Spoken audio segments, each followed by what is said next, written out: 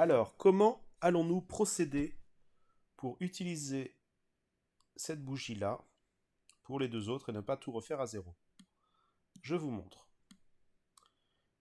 Là, donc là on est en mode objet, on a bien sélectionné notre objet. Je passe en mode edit avec tabulation du clavier. Et là, je vais vouloir sélectionner toute cette partie-là, tout simplement. En fait, c'est très facile. Voilà, je vous montre. Tout simplement, mais attention, attention. Comme je vous ai dit justement dans la précédente vidéo, là, si on sélectionne juste comme ça, on ne sélectionne pas les points qui ne sont pas visibles, les points de derrière. Donc on va activer le rayon X.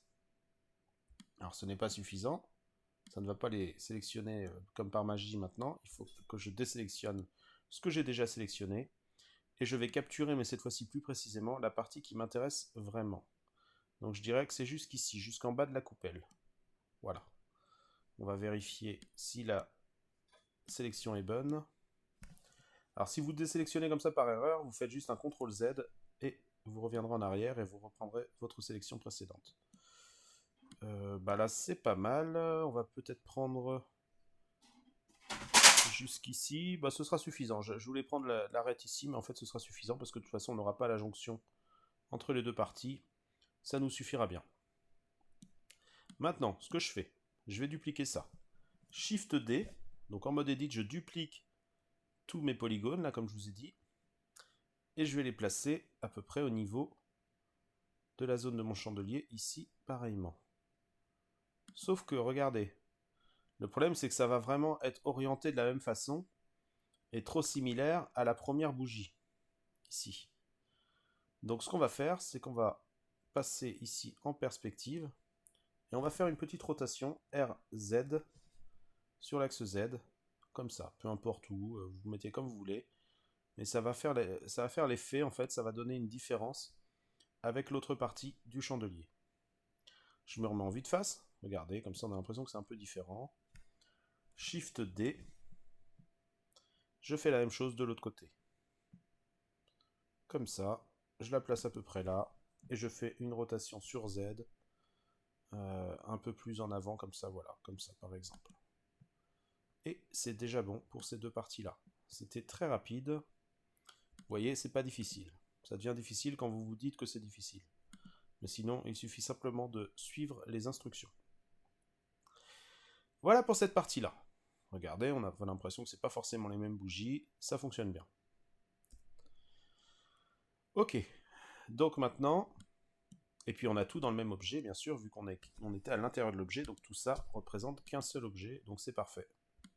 C'est exactement ce qu'on voulait. Même si cette partie-là n'est pas fermée. Alors pour ça, c'est vrai qu'on aurait pu fermer d'un côté et dupliquer après, mais bon, ça va être rapide à fermer. Oh, d'ailleurs, c'est peut-être ce qu'on va faire finalement. Parce qu'on va le fermer proprement, comme d'habitude. Ça va être notre troisième fois, donc tabulation. Ah oui, je vais vous montrer une chose. Là, quand on appuie sur 7 du pavé numérique, alors déjà, si vous voulez recentrer la vue et les déplacements sur votre sélection, vous sélectionnez ici, vous faites un point du pavé numérique, vos déplacements seront plus souples. Donc là, je disais, après vous pouvez désélectionner, je disais, là l'idée, c'est que là on se retrouve en vue de dessus et nous on aimerait bien la vue de dessous. Donc pour ça, comme pour toutes les vues sur Blender, il suffit de faire un contrôle en plus de la vue en question. Donc si j'appuie sur 7, c'est la vue de dessus. Si je fais CTRL plus 7, c'est la vue de dessous. Facile à retenir, facile à comprendre. Voilà. Je me mets un peu plus en perspective. Et on va voir les choses, on va faire un peu de la même façon. Alors faites attention de bien sélectionner, donc avec Shift pour ne pas perdre la précédente sélection, ceux du milieu ici. Je crois que ça a été notre meilleure solution. Et pas ceux du dessous, parce que vous pourrez facilement sectionner ceux du dessous par erreur. Et là, vous faites un F. Voilà, on a fermé cette partie-là. Là, on va faire une petite coupe. Découpe et boucle. On fait une coupe juste ici. Vous présentez votre curseur sur un des segments où vous voulez faire la coupe. Voilà. Et on reprend immédiatement l'outil de sélection. Alors je pense qu'on avait dû faire que ça. Oui, alors on va y aller doucement. Hop, je prends ce point-là, ce point-là, ce point-là et celui-là. Essayez de garder 4 points pour chaque polygone. et vous faites un F. Ah, c'est peut-être là, en fait. J'aurais peut-être dû faire 2 coupes, en fait. Comment on avait fait au début, alors? Hop. CTRL Z, je reviens en arrière. On va faire finalement 2 coupes. Pourtant, je pensais pas en avoir fait 2. Bon. Donc, vous présentez ici, vous déplacez un petit peu là, ici aussi, et vous redéplacez là. Et ce sera bon. On revient là, on sélectionne ici, là, ici et là. F, je ferme. Et comme ça, là, ça tombe parfaitement bien. Ici, là et là. F. Ici. Alors, pour être sûr de ne pas prendre des polygones à l'intérieur ici, sélectionnez plus à l'intérieur que à l'extérieur qu'à l'intérieur. Shift ici. Shift là. Voilà. F aussi. Tac, tac, tac. F. Tac, tac. On fait encore mieux que la dernière fois, en fait. Je crois qu'on avait fait qu'une seule coupe, mais là, ça tombe beaucoup mieux avec 2 coupes.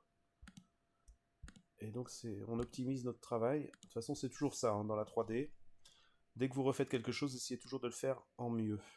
D'ailleurs, vous pouvez appliquer ça dans tous les travaux de vie, il n'y a pas de souci. C'est la meilleure des solutions. Et là, ça fonctionne bien, on a une bonne modélisation. Voilà. Donc on va le faire de l'autre côté, de toute façon c'est très rapide, mais le mieux, effectivement, c'est de le faire avant, sur 1, et de dupliquer ce qui est déjà fait. Et d'ailleurs, je vais vous montrer ça, comment faire. De toute façon, on pourrait très bien revenir en arrière là-dessus, regardez. C'est ultra rapide, je prends ici le rayon X, donc je passe en mode Edit, bien sûr. Je sélectionne toute cette partie-là, je la supprime, touche supprime, supprimer sommet, donc c'est les points, les sommets. Je sélectionne cette partie-là, je suis bien en mode rayon X, donc je sélectionne aussi des points de derrière, et je fais un Shift D, et je déplace ici. Vous voyez, c'est beaucoup plus rapide que de refaire la même chose. Voilà, tout en faisant notre petite rotation RZ. Voilà, juste pour modifier un peu les choses et donner l'impression qu'on n'a pas la même chose. Ok pour ça. Très bien. Maintenant, comment allons-nous faire ce petit motif ici en tige métallique? Et bien, on va continuer de cette façon-là pour que vous vous retrouvez bien dans la formation. On va faire ça dans la prochaine vidéo. On fait un petit point sur ce qu'on a fait là. Je retire le rayon X ici. Hop. Et là, on a presque notre chandelier au complet. Regardez, on est proche de notre photo. Et on voit la suite dans la vidéo suivante. A tout de suite!